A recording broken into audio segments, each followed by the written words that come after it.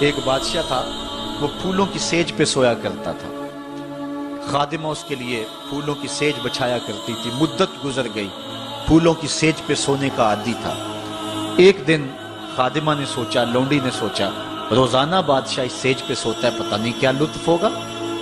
کمر سیدھی کرنے کے لیے، اس سیج کا لطف اٹھانے کے لیے وہ بھی لیٹ گئی۔ سیج تیار کرنے کے بعد ایک لمحے کے لیے کمر سیدھی کی تو سارے دن کی تھکی ہوئی تھی، آنکھ لگ گئی۔ بادشاہ وقت پر اپنے اجلا میں داخل ہوا، اپنے اس خاص کمرے میں داخل ہوا تو ایک لونڈی کو پھولوں کی سیج پہ سویا ہوا دیکھا تو غیرت سے جل بن کے کباب ہو گیا۔ ایک لونڈی کی یہ اوقات کہ بادشاہ کی سیج پہ سوئے۔ اس نے جلاد کو بلایا، کہا اس کو الٹا لٹکاؤ اور اتنا مارو کہ اس کی جان نکل جائے، تاکہ باقی خدام کو پتہ چل جائے کہ بادشاہوں کی سیجیں، ان کے بستر، ان کے گھر کتنے مقدس ہوا کرتے ہیں۔ لونڈی کو الٹا لٹکا دیا گیا اور جلاد ضرب پہ ضرب لگا رہا ہے، کوڑے پہ کوڑا مار رہا ہے۔ وہ چیختی ہے، روتی ہے، بچا لو مجھے، میری جان نکل رہی ہے۔ روتے روتے کیا خیال آیا کہ اس نے ہنسنا شروع کر دیا۔ بادشاہ نے جلاد کو کہا رک جا، اس لونڈی سے پوچھ روئی کیوں ہے، اسے یہ بھی پوچھ ہنستی کیوں ہے۔ جلاد نے کہا لونڈی بتا روتی کیوں ہے۔ اس نے کہا تجھے نہیں پتا جب کوڑا لگتا ہے تو جان نکلنے کو آتی ہے، نزا کا عالم طاری ہو جاتا ہے۔ کہا یہ تو سمجھ ہے، لیکن ہنستی کیوں ہے؟ کہا ہنسی مجھے اس بات سے آئی ہے کہ چند لمحوں کے لیے سوئی ہوں، اتنی تکلیف کاٹ رہی ہوں، سوچا جو عمر بھر ہو گئی سوتے ہوئے جس کو، اس کا کیا بنے گا؟ جس کی زندگی بیت گئی اس سیج پہ سوتے ہوئے، اس کا کیا بنے گا؟ صاحبو، یہ دنیا پھولوں کی سیج نہ بنائیں، اس دنیا کو اللہ کی عبادت کے لیے گزاریں، ذکر فکر میں گزاریں، سحری کے وقت اٹھ کے مصلی پہ کھڑا ہو کے رونا سیکھیں، اللہ کے حضور آئیں، سارے کام چھوڑ دیں، رزق کی تلاش میں رازق کو بھول نہ جائیں۔ تم سمجھتے ہو دکان بند کر کے چلے گئے تو شاید میری آج کی سیل کم ہوگی۔ سیل دینے والا، رزق دینے والا، رزق کے دروازے کھولنے والا وہ رب ہے۔ جاؤ اس کے حضور جاؤ اور جا کے اس سے مانگو، مالک، رزق کا مالک بھی تو ہے، تیرے ہاتھ میں سارے خزانے ہیں، میری مدد فرما۔ دیکھنا کہ رحمتوں کے کس طرح دروازے کھلتے ہیں اور جو تمہیں ملتا ہے اس میں برکت کتنی ہوتی ہے۔ آج ہر بندہ یہ کہہ رہا ہے کہ میرے کاروبار میں برکت نہیں ہے، لاکھوں کماتا ہوں، پتہ نہیں چلتا جاتے کدھر ہیں۔ مسئلہ اصل ہے یہی کہ رزق میں بے برکتی آ گئی ہوئی ہے، اس لیے کہ ہماری پیشانی میں سجدے نہیں رہے، ہماری آنکھوں میں حیا نہیں رہا، ہمارے لبوں پہ قرآن کے نغمے نہیں رہے، ہماری سوچوں میں پاکیزگی نہیں رہی اور خیالوں میں طہارت نہیں رہی۔ آج غلاظت ہی غلاظت، گند ہی گند، اور جو ہے وہ شہوت ہی شہوت اور بے حیائی ہی بے حیائی آنکھوں میں، نظروں میں، خیالوں میں بھر دی گئی ہے۔ بازار میں چلے جائیں، گھر چلے جائیں، گھر کا دروازہ بند کر کے، مقفل کر کے بغیر آپ سمجھتے ہیں کہ میں محفوظ ہو گیا ہوں، آج تو وہاں بھی محفوظ نہیں رہا جاتا۔ عجیب صورتحال بنی ہوئی ہے۔ اپنے گھروں کو ان ساری شرارتوں سے پاک کرو اور اپنی نظروں کو پاکیزگی سکھاؤ، پھر دیکھنا کہ کس طرح برکتیں ہوتی ہیں اور کس طرح رحمتیں ہوتی ہیں۔ عبادت کے دو مفہوم حضرت امام رازی نے بیان فرمائے ہیں۔ آپ فرماتے ہیں التعظیم لامر اللہ، عبادت کا مفہوم یہ ہے کہ اللہ کے امور کا، اس کے حکم کی تعظیم کی جائے۔ اللہ تعالیٰ جل شانہ کا حکم ہے تو دل جھک جائیں اس کے حضور اور اس کو ہی بڑا جانا جائے۔ اور دوسری بات والشفقۃ علی خلق اللہ، عبادت کا مفہوم یہ ہے کہ مخلوق خدا پر شفقت کی جائے۔ حضرت امام غزالی نے اربعین کے اندر لکھا کہ عبادت کی 10 قسمیں ہیں، ان میں سے پہلی قسم نماز ہے جو عبادات میں سب سے اہم اور سب سے بڑی عبادت ہے۔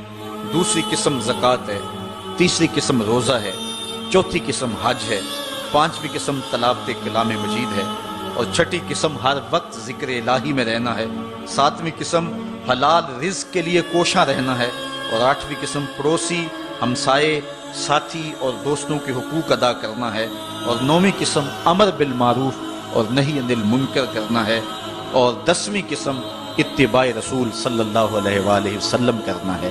یہ عبادت کی صورت ہے۔ اب معاشرے کے اندر کچھ لوگ تو عبادت کرتے نہیں ہیں اور ان کا عبادت نہ کرنا غفلت کی وجہ سے۔ ایک طبقہ ہے کہ وہ عبادت کا قائل ہی نہیں، وہ دہریے ہیں، اللہ کے وجود کا انکار کرنے والے ہیں۔ اور ایک طبقہ تیسرا وہ ہے جو عبادت کرتا ہے لیکن اللہ کے علاوہ کچھ اور لوگوں کی، جس طرح کہ بت پرست ہیں یا دیگر لوگ۔ لیکن اہل ایمان جو ہیں وہ اللہ کی عبادت کرتے ہیں اس کے علاوہ کسی اور کی عبادت نہیں کرتے، اس عبادت میں تساہل اور سستی نہیں کرتے، نمازوں کو 5 گانا وقت پہ ادا کرنا اپنا معمول رکھتے ہیں، اور یہی زندگی کا حسن ہے اور یہی زندگی کا جمال ہے۔ اور جو شخص اللہ کے حضور جھکنا چھوڑ دے، اللہ تعالیٰ اس کے رزق سے بھی، اس کی عمر سے بھی برکت اٹھا لیتا ہے۔ عبادت کا ایک مفہوم علماء نے اللہ تعالیٰ کی پہچان بھی بیان فرمایا۔ حضرت مولا کائنات سیدنا علی المرتضیٰ رضی اللہ تعالیٰ عنہ نے وما خلقت الجن والانس الا لیعبدون کا ترجمہ کیا ہے اے لیعرفونی، یعنی ہم نے جن و انس کو اس لیے پیدا کیا کہ وہ مجھے پہچان جائیں۔ اللہ تعالیٰ جل شانہ کی پہچان بندے کے اوپر جو ہے وہ ضروری ہے، اور جو شخص اس دنیا پہ رہ کے رب کی معرفت حاصل نہ کر سکا تو وہ قیامت کے دن بھی نابینا اٹھایا جائے گا۔ اللہ تعالیٰ جل شانہ نے یہ بات قرآن میں واضح طور پہ بیان فرمائی، من کان فی ھذہ اعمی فہو فی الآخرۃ اعمی واضل سبیلا، جو اس دنیا پر اندھا رہا کل قیامت کے دن بھی اندھا ہی اٹھایا جائے گا۔ اس سے ان آنکھوں کی جو ہے وہ بے نوری مراد نہیں ہے، وہ تو حدیث میں آتا ہے جو آنکھوں سے آزمایا گیا کل قیامت کے دن اس کو اللہ جزا دے گا۔ اس سے دل کی بے نوری مراد ہے۔ ساری زندگی گزار دی، کاروبار کا پتہ کیسے کرنا ہے، سیاست کا پورا پتہ ہے کیسے کرنی ہے، ایک ایک امر کا پتہ ہے، ہر چیز کا پتہ ہے، نہیں پتہ تو جس نے پیدا کیا ہے، جو ہمارا خالق ہے، جو ہمارا رازق ہے، جو ہمارا مالک ہے، ہم لمحہ لمحہ ایک ایک ساتھ ایک ایک گھڑی جس کے محتاج ہیں۔ شیخ سعدی فرماتے ہیں سانس اندر جائے تو پھر بھی اس کے محتاج ہے، اندر سے خیریت سے باہر آئے تو پھر بھی اس کے محتاج ہے، اگر اندر والا باہر نہ آئے تو پھر بھی موت، باہر والا اندر نہ جائے تو پھر بھی موت۔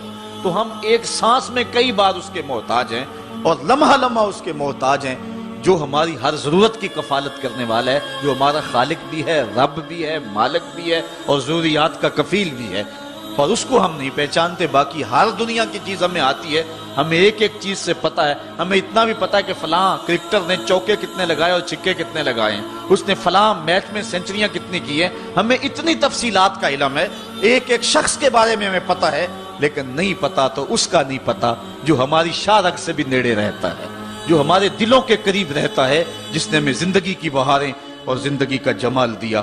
آئیے اپنے رب کو پہچانیں، اور جو شخص اپنے رب کی معرفت حاصل نہیں کر سکا وہ قیامت کے دن بھی اندھا اٹھایا جائے گا۔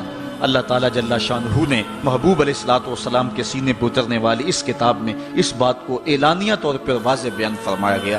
اسی لیے اقبال نے کہا تھا دل بینا بھی کر طلب خدا سے کہ آنکھ کا نور دل کا نور نہیں۔